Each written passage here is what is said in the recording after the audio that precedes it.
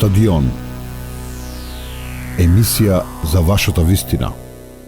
Па, јас се надам дека со ова што досега го постигнав во општина Свети Николе, од една задолжена општина, ја ставив на општина што е транспарентна, што е одговорна, меѓутоа и со добри парични средства. Значи, стабилна општина, ликвидна општина, што досега не се случило. Затекнавме големи долгови, не само во општината, наследив општина со салдо нула на... Хајде да го расчистиме ова. Таа се вели, се заканува и со, ако некој го обвини дека оставил долгови, со тужба. Вели, зошто активниот градоначалник не го дава записникот? Тој каже некои бројки тука. Па записникот е јавен, тама работа. Има 10 проекти таму, нека каже и дека салдо има нула. Значи на 20 октомври, кога ја стапив на функција во општината, имаше салдо нула. А од друга страна, само што си отиде од канцеларија, таа се стигнаа фактури за задолжување на општина Свети Николе, што ги чекале само за да си отиде во архива да ги поднесат. Од друга страна, можам слободно да кажам дека затекнавме на вистина лоша ситуација во јавното комунално предпријатие со Укочорацин, со катастрофална финансиска неликвидност. Катастрофална. Јавното комунално предпријатие во 2017 година моравме да ги отпишеме 45 милиони денари побарување од правни и физички лица за ненаплатен побарување од завода. Тие се основните приходи на јавното комунално предпријатие. Замислете, околу 800.000 евра се тоа. Трошеле вода, не плаќале? Да, 800.000 евра. Со тие пари. Зошто не тужите, не ве разбирам. Тоа јас не го знам. Затоа помина роковите така? Па поминати се роковите, не можеме да ги собереме паричните средства. Со тие пари комуналното досега ќе било прво во државата. 800.000 евра, а од друга страна, заради тоа недомакинско работење, имаше 25.000 евра годишно за репрезентации. Трошење на гориво на хаварисани возила. Значи хаварисано е возилото, а оно трошено е на тоа возило демек ставано гориво. Але каже тука, таа се рече, не е можно 1000 денари требало да ревизијата покажала некое возило, го прашав за тоа го зборуваше баш. Нелогично е толку интервенции да имало, а само 1000 денари годишно да потроши или да треба да потроши, ме разбирате? Зоран Тасев беше обвинат дека ставал гориво во сопственото возило. Значи тоа е со сведоци, докажано е и за тоа има судска пресуда. Тој изрази желба и подготвеност кога сака со вас, кога сакате да дебатира за и со било кој на тема тие кривични пријави кои што му се вели монтирани и дека се резултат на една црна кампања.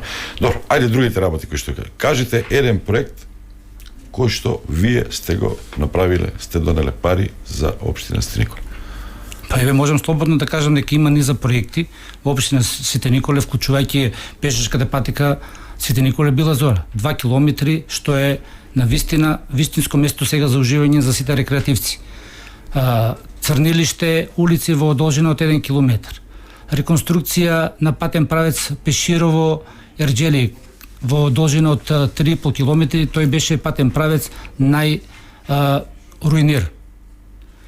Ја реновиравме и фонтаната во централната градско подрачје. За таа фонтана господата од претходната власт беа потрошиле 200.000 евра. Тоа е како кај вас во Штип. Потрошија пари без довод и одвод на истата и длабочина на овие преливни базенти од 1,60 м до 1,60 м каде што може да падне некој дете да се удави. Значи сето тоа моравме ние да инвестираме уште дополнителни 40.000 евра за да ја ставиме во функција. Што се однесува до сите они други проекти, вклучувајќи и пречистителната станица за отпадни води. Таму беше на вистина руина, да ви кажам. Тоа е преку ИПА фондот, токму така 2007 година истата е исклучена од електрична инсталација бидејќи трошела многу струја. Замислете, 21 век, Свети Николе при пречистителна станица, господата да ја исклучат од струја и целата отпадна вода од Свети Николе се влеваше во Свети Николска река и ден денес е загадено тоа подрачје. Треба години да поминат за да целиот слив на реката се возобнови. А од друга страна вложивме ние пари и преку ИПА фондовите, од друга страна, меѓутоа тие пари додека се вратат преку ИПА, сето тоа па е на терет сега на општината, значи бидејќи имаме добра ликвидна ситуација, ги вложиме тие парични средства и веќе 100% од канализационата мрежа се пречиститува во пречистителната станица за вода. Ви оставил проекти за водоснабдување од хидросистема Злетовица на селските средини таму, кои што имале проблем со водата за пиење и со нитрити спомна, така? Токму така, значи не можеме ние да ги задоволиме селата ако не се изврши комплетна реконструкција на филтер станицата. Филтер станицата нема капацитет доволно за градот, камоли за селата. Сега направивме проект, значи проектот е веќе готов, веќе и влезен во втора фаза на хидросистемот Злетовица, каде што ќе имаме и проширување на капацитетот на филтер станицата, меѓутоа и комплетна замена на технолошкиот процес во истата, односно моментално бидејќи имаме процесот на прочистување на водата од Злетовица ни бара големи средства, се троши повеќе вода, сега со комплетна замена на современ технолошки процес ќе ги намалиме тие трошоци за вода, а од друга страна имаме и можност да ги задоволиме потребите на сите села. Моментално сите села се снабдуваат, другите села, значи Дол Шовчеполието, вклучувајќи го Ерџелија, Мустафино, Пиширово, Амзибегово, се од артиски бунари. Спомена проект кој што претходно сте го напаѓале, после сте го прифатиле, ама не сте се заблагодарили за тоа. За депонијата? Да. За депонијата... Депонијата цело време вашата кампања ја градевте против таква депонија, против таква изградба. Па искрено да ви кажам дека никој не знаеше за таа депонија дека ќе се гради. Јас не сум знаел, тоа е толку се криеш од јавноста, зашто тоа транспарентно не се прашала јавност што и како е.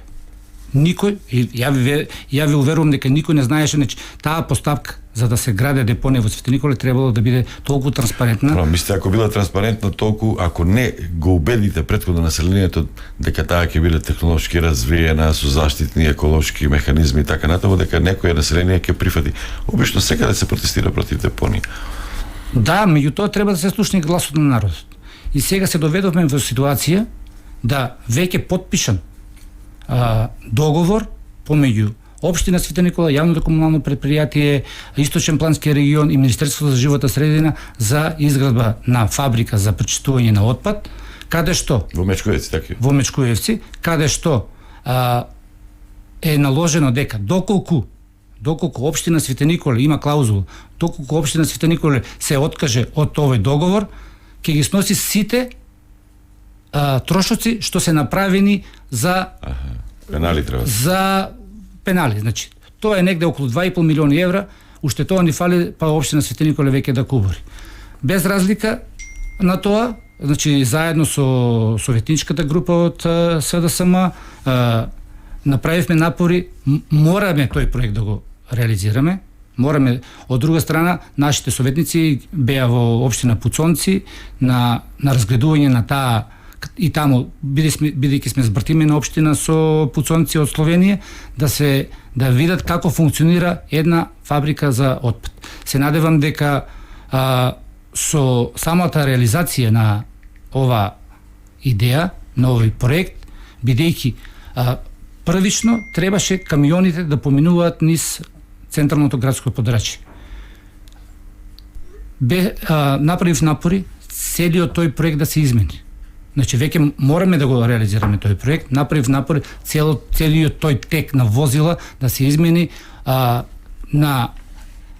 автопотот да има директен или за тој патен правец. Значи треба реконструкција на тој патен правец каде што има и 4 мостови, се надевам дека во наредниот период и тоа ќе функционира. Кај нас се малку скептици граѓаните во тој дел, како ќе функционира, значи што и како. Знаеме дека екологијата не треба да не биде на прво место. Стадион. Емисија за вашата вистина.